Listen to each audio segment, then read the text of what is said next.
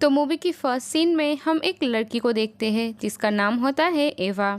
वो एक बहुत बड़े पॉलिटिशियन की बेटी है। अब एवा अपनी बॉडीगार्ड के साथ एयरपोर्ट पर आती है जहां वो अपने बॉयफ्रेंड जेड और फ्रेंड काइल के साथ वेकेशन पर जा रही होती है। अब ये सभी फ्लाइट में बैठ जाते हैं, लेकिन टेक ऑफ के कुछ देर बाद फ्लाइट में टर्बुलेंस होना शुरू हो जाती है। तभी एवा की बॉडीगार्ड देखता है कि प्लेन का इंजन में आग लग गई है। पायलट अनाउंस करता है बहुत सारे बर्ड प्लेन के इंजन से टकराई है, लेकिन घबराने की कोई बात नहीं है। लेकिन देखते ही देखते प्लेन के इंजन में पूरी तरीके से आग लग जाती है। पायलट अनाउंस करते हैं कि सभी अपने सीट बेल्ट्स बांध लें। सभी पैसेंजर्स बहुत डर जाते हैं, वो चिल्लाने लगते हैं। तभी इंजन का एक टुकड़ा प्लेन के आर पार हो जाता है और इससे प्लेन के अंदर बहुत तेज हवा आने लगती है और कुछ लोग प्लेन से नीचे गिर जाते हैं और देखते ही देखते ये प्लेन पूरा समुंदर में डूब जाता है और इस वजह से पायलट के साथ और भी बहुत सारे लोग मारे जाते हैं। प्लेन एक चट्टान पे आके अटक जाती है जिसके नीचे बहुत गहरी खाई है। हम देखते हैं प्लेन के पिछले हिस्से में पानी नहीं भरा,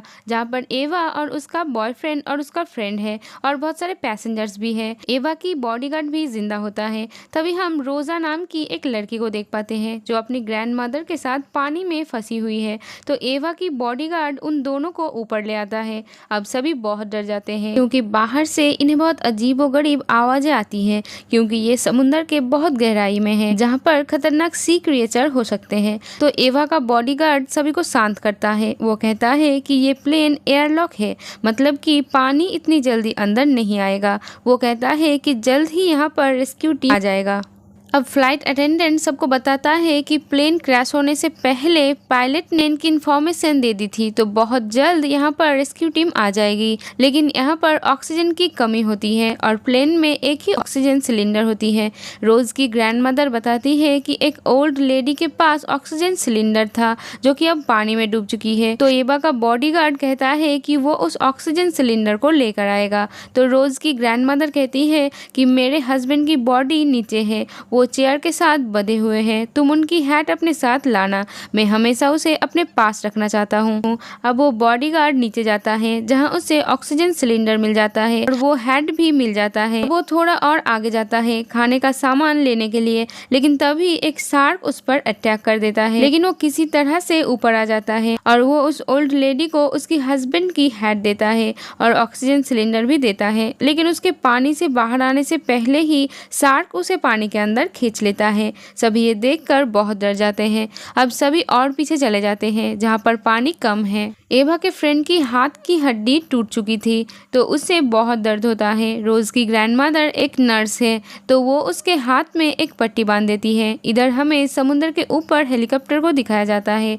जो एवा के लिए यहाँ पे आया है, क्योंकि एवा के डैड एक बहुत बड़े पॉलिटिशियन है। पर इन्हें वहाँ कुछ नहीं दिखता क्योंकि पूरा का पूरा प्लेन तो पानी के अंदर होती है। इधर प्लेन के नीचे वाले हिस्से में बहुत सारे शार्क्स आ जाते हैं। वो सारे लोगों के डेड बॉडीज को खा रहे हैं और शार्क्स प्लेन को नीचे गिराने की कोशिश कर रहे हैं। और अब पानी भी धीरे धीरे ऊपर की तरफ आ रहा है। पानी ऊपर से भी लीक होने लगती है और अब प्लेन भी खिसकने लगती है। और अगर प्लेन चट्टान से गिरा तो समुद्र की इतनी गहराई में चली जाएगी कि इनमें से कोई भी नहीं बचेगा। तो ये सब अब यहाँ से निकलने का तय करते हैं। रोज बताती है कि हमें स्कूल में बताया गया था कि शार्क्स को बबल्स पसंद नहीं है, तो अगर इनके चारों तरफ बबल्स होंगे तो शार्क्स इसके आसपास नहीं आएगी। आयल बताता है कि मैंने प्लेन में कुछ ऐसे पैसेंजर्स को देखा था जिनके पास स्कूबा का सामान था। अगर हमें वो सामान मिल जाए तो हम आसानी से ऊपर जा सकते हैं। इधर हमें हेलीकॉप्टर को दिखाया जाता है जो वापस जा ही रहा था, लेकिन तभी उन्हें प्लेन का कुछ सामान तैरता हुआ दिखता है,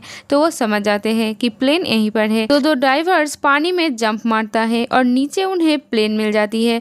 वो लोग प्लेन के पास आते हैं, लेकिन अंदर के लोग उन्हें नजदीक ना आने के लिए कहते हैं। लेकिन एक डाइवर अंदर आ जाता है और दूसरा डाइवर विंडो के पास होता है।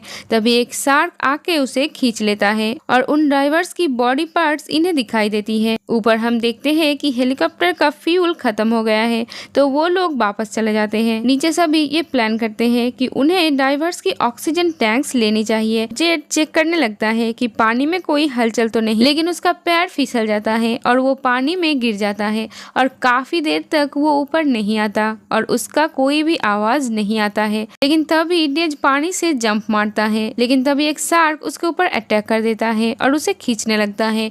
लेकिन एवा और काइल भी उसे खींचता है, लेकिन शार्क उसके पैर के 2 टुकड़े करके ले जाता है। तो रोज की ग्रैंडमदर उसके पैर पे बेल्ट बांधकर खून को रोकती है और अब फ्लाइट अटेंडेंट बताता है कि स्टोर रूम में डाइवर्स का कुछ सामान है, अगर हम उस सामान को ले आए तो हम यहाँ से निकल सकते हैं। तो एवा वहाँ जाने का फैसला करती है। फ्लाइट अटेंडेंट पीछे का डोर खोलता है और फ्लेयर जलाता है, जिससे वहाँ रोशनी होती है। तो एवा स्टोर रूम में पहुँच जाती है और डाइवर्स का सामान लेकर ऊपर आने लगती है, लेकिन तभी एक ऑक्टोपस उसके ऊपर हमला कर देता है और अब फ्लेयर भी बुझ जाती है और अंधेरा हो जाती है। फ्लाइट अटेंडेंट ट्राई करता है कि वो नीचे जाएगा, लेकिन तभी एवा वहाँ आ जाती है और उसने 4 डाइविंग सूट्स और मास्क लाई होती है और एवा देखती है कि उसका बॉयफ्रेंड मर चुका है। ये देखकर वो बहुत दुखी हो जाती है।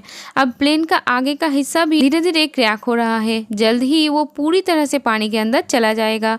काइल यहाँ बहुत ज्यादा डर जाता है क्योंकि उसे तैरना नहीं आता। तो एवा कहती है कि तुम इस जैकेट की नोजल को खोल देना, इससे तुम अपने आप ही ऊपर तक पहुंच जाओगी। अब एवा ऑक्सीजन मास्क लेकर आती है और सभी जैकेट्स भी पहन लेते हैं और वो आगे बढ़ने लगते हैं, लेकिन इससे प्लेन झुकने लगता है क्योंकि इसका आगे का हिस्सा टूटकर पानी में गिर चुका है। तो इन्हें जल्द से जल्द यहाँ से निकलना होगा। रोज की ग्रैंडमदर कहती है कि मैं तुम्हारे साथ नहीं जाऊंगी, मेरी वजह से तुम सबकी जान जा सकती है। असल में इनके पास एक ही ऑक्सीजन सिलेंडर है जिसकी मदद से इन्हें ऊपर तक पहुंचना होगा।